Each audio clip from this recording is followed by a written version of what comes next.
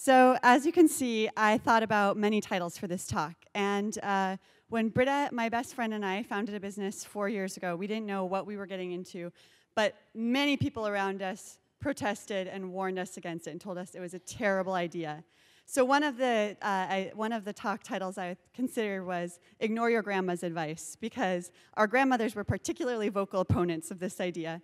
But I didn't want to offend the grandmas in the audience, and our grandmas actually had a lot of sound data behind them. Actually, one of my favorite researchers just published a blog post about why it's a bad idea to start a business with friends and why they have such high failure rates, in fact, the highest failure rates of any business partnership. And the primary reason that they found in this research was that friends tend to put emotion in front of good decision making.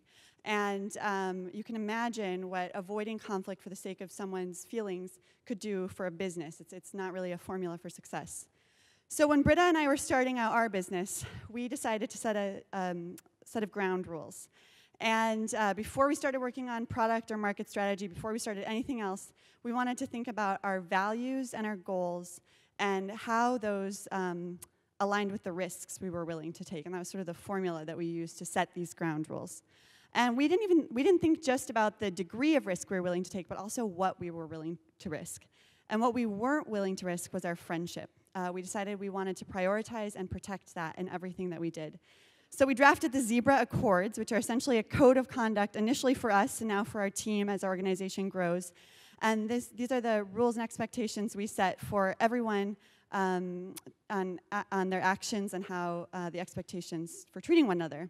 At the core of this is communication. We wanted to establish a clear and direct system for communication so that we could avoid some of the conflict that could arise from poor communication and really the heart of a lot of the problems with mixing business and friendship, which includes addressing the elephant in the room before he starts to swing his trunk and break things.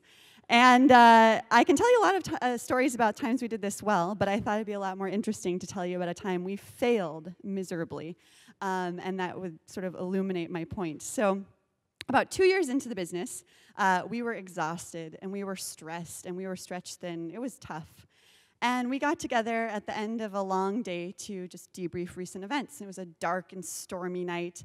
And Britta started to tell me her grievances and tell me some things that, were weighing on her. And through my paranoid filter, I thought my worst fear was being realized and that she was quitting the business. I heard her saying, "I'm bailing. I don't want to do this anymore." And as you can imagine, there were tears. There was drama. I freaked out a little bit. And our miscommunication was so profound that it took us a full 24 hours to realize that I had misunderstood and what had actually happened. So needless to say, it took us a little while to return to the portrait of happiness and harmony we once were. But we got there, and we learned something very important through that we needed to stop taking ourselves so seriously and introduce a bit of levity into everything that we did. And it's really amazing how that bit of silliness, not just between the two of us, but with our team, has opened up communication. And we took it for granted that we're fun-loving people, so fun would be had. But we realized we had to be intentional about our fun, and we had to consciously infuse playfulness into what we did.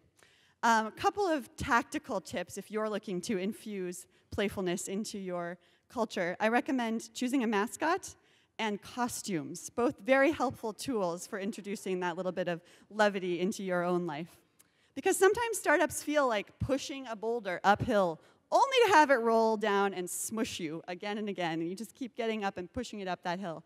It's arduous, it's painful. It also has its moments of thrill and adventure, but there are a lot of moments where it's just sort of frustrating and humiliating.